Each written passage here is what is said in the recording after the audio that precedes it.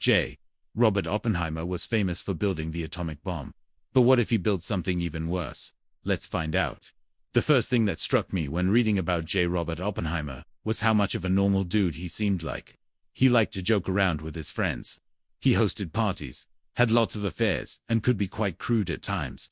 Yet he also seemed like an intellectual snob, who thought he was better than everyone else, and liked to belittle them. Some people say he was actually very insecure. It would have been interesting to explore that side of him, but they didn't really do that.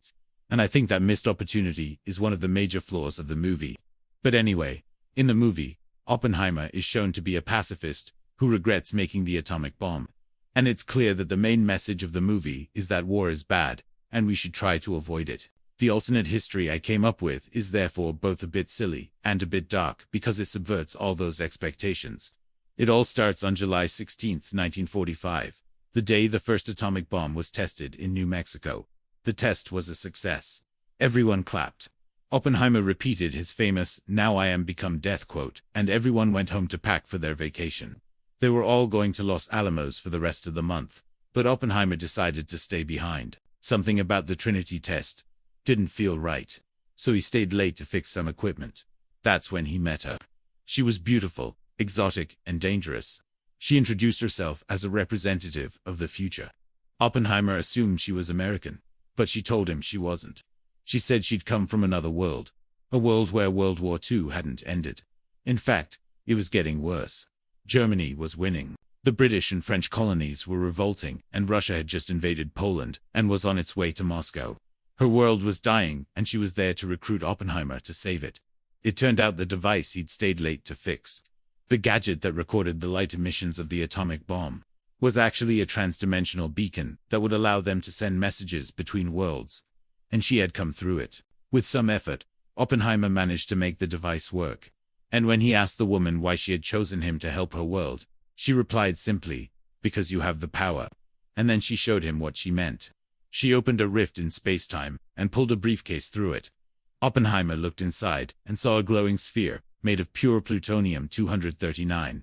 It was small enough to fit into the palm of his hand, but it contained enough plutonium to destroy half of Washington, D.C. The woman explained that this was the heart of an even more deadly weapon than the atomic bomb. A weapon that drew its destructive power, not from uranium fission, but from matter-antimatter annihilation. She called it the Pandora's Star. Oppenheimer felt sick. He knew what would happen if such a weapon were used. Whole cities would be turned into radioactive glass. All life within a 50-mile radius would be obliterated. There would be no warning, no mercy, just a blinding flash and a searing heat that would melt stone and steel alike. But the woman was unfazed. She saw only good things coming from such a weapon. It would force the Americans to end the war immediately. It would usher in a new era of peace. Of course, she was wrong, but Oppenheimer didn't know that yet. So he did what he was asked, and smuggled the briefcase with the Pandora's Star into the United States. His plan was to give it to the US military, so that they could use it against the Germans. But when he arrived at the base, he found out that the Americans weren't at war anymore. Germany had surrendered 2 days earlier. Confused, he returned to New Mexico. When he spoke to the woman again, she told him that the Germans had lost the war in her world, too. But before they surrendered, they had built the very same doomsday device, the Pandora's Star. It had changed hands several times. First the British got a hold of it, then the Russians, and now the Americans had it. Oppenheimer realized that the only way to stop this terrible weapon from being used was to build another one himself. He tried to contact the woman, but she was gone. The rift in space-time had closed, and he was alone. But he didn't need her anymore. He now knew exactly what to do. He gathered his best scientists and told them about the dire situation in the parallel world. They listened patiently until he was done. Then they burst out laughing. One of them finally stopped and said, "You can't possibly believe that, can you?" Oppenheimer was deeply hurt. How could they not understand the gravity of the situation? But they just kept laughing, and there was nothing he could do to stop them. They laughed at his story, at his fear, at his very existence. But there was one among them who took pity on him. This was Edward Teller, a physicist who had previously worked on the Manhattan Project. Unlike his colleagues, Teller took Oppenheimer's story seriously. He believed him and offered his help. Together, the two of them built the second Pandora's Star. It took a few weeks, but the result was worth it. Oppenheimer felt a surge of pride when he saw the tiny device sitting on the table in front of him. It was so small, yet so powerful. It was also so beautiful. The strange glow that emanated from it seemed almost hypnotic. But before he could share his triumph with anyone, Teller stopped him. He told Oppenheimer that he wouldn't allow him to show the device to anyone. Not the military, not the president, not the world. Oppenheimer was stunned. What kind of scientist was Teller? Why would he hide such an important discovery? Teller's face was grim. He explained to Oppenheimer that he wasn't hiding the device out of fear or cowardice, but out of respect for humanity.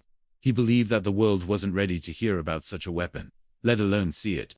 If the knowledge got out, who knows what people would do? The device was too dangerous. It shouldn't exist.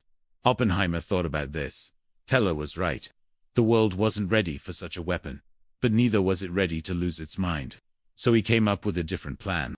He told Teller that they needed to get the device to the woman, the only person he trusted enough to handle it. They didn't know where she was, or how to reach her world.